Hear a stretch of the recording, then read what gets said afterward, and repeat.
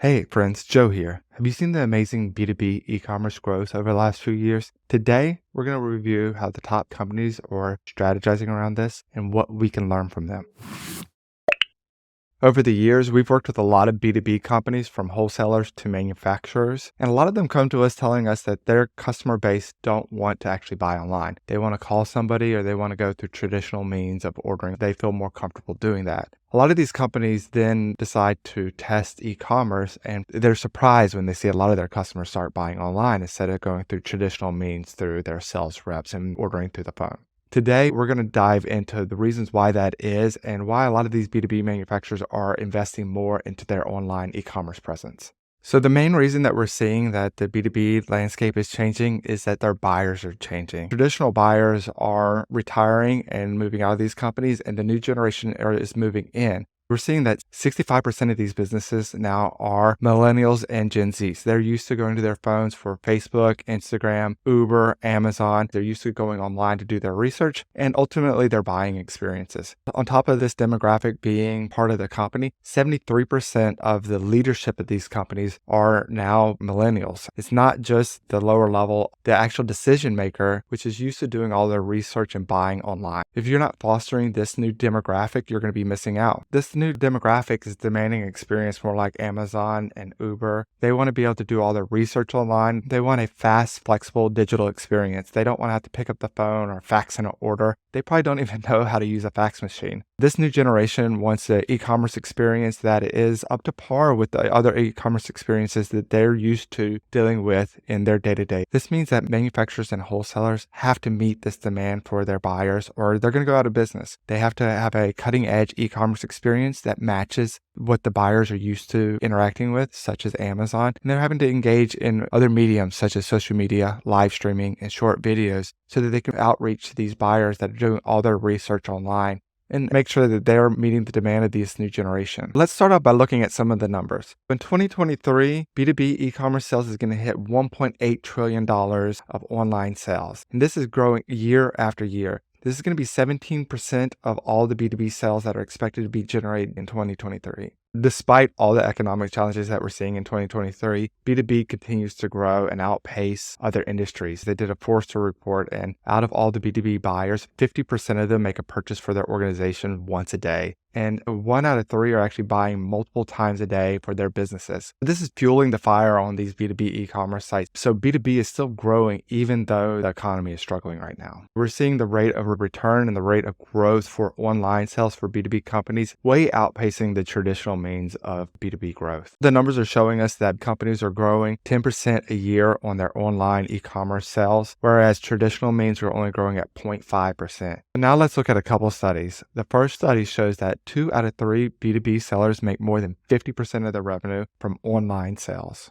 And 3 out of 4 sellers expect to have 50% or more of their revenue online by 2024. So we're seeing that number grow year after year. The next study we're going to look at actually shows that offline is still very important to these B2B sellers. We're seeing a lot of growth in the hybrid selling model, which means a combination of offline sales and online sales. So while online is still very important, offline sales, over the phone sales, sales representatives, all those things still matter. 63% of B2B companies still expect to see a combination between hybrid and offline sales coming from these mediums. The key here is that we're seeing a hybrid between online and offline sales. So this is still important to B2B companies. It's omnipresent. You want to be everywhere your customer is, and you don't want to shut down mediums of sales that your customers still want to interact with. Maybe they want to research a product online, and then they want to come to their sales representative and place the order. Maybe they want to be just all online. So it is still very important that you foster the offline sales as well as your online sales and let them boost each other. We're seeing the year after year growth for a U.S. manufacturer. In 2021, it was $453 billion. And as you can see in this graph, that it's grown year after year with compounding growth. So the key takeaway here is e-commerce B2B sales are taking over a larger percentage of their overall sales. Surprisingly, a lot of B2B companies don't even have e-commerce websites right now. 38% of wholesalers don't have an e-commerce website at all. And actually 61% of manufacturers don't have a B2B e-commerce website. They're missing a huge opportunity. But in the next few years, this is expected to change. 75% of these companies that don't have e-commerce experiences right now plan to launch a website in the next year. B2B companies that already have e-commerce experiences, they're continuing to invest to get more traction with their users and get more sales. Where are these B2B companies actually investing? The top 3 areas that they're investing are more personalizations for their end users, and they're also investing in just overall more budget for their e-commerce. And the third top thing is adding more products to their online catalog. So the key takeaway here is that we're continuing to see B2B companies are investing more and more into their e-commerce website. 59% of these B2B companies, one of their top 3 budget items is their e-commerce website. 63% of these companies are also investing more into customizations of their website to make it more personalized to each of the companies that they interact with. What does it mean when we talk about personalizations for e-commerce websites? And then what are the top things that these companies are investing in? The site search on their websites to make it more personalized for each of the end users, to make sure that misspellings are automatically fixed and make sure that the users get the results that they're looking for. They're also making sure that they have personalized payment methods and shipping methods that will work for their end user. And then they're also making sure that they have targeted website content and promotions for targeted demographics of their customers and customer segmentations. Here are a few of the things that are working for conversion rate optimization. So if you already have a B2B website and you're looking to increase your conversion rate for the customers that are visiting your store, these are some of the easy wins that you can invest in. But the first thing is in-stock product notifications. The second thing is improving the overall site usability and gathering more analytics about your customers and where they're falling off the funnel. The third thing is to improve the site search, which we already reviewed a bit.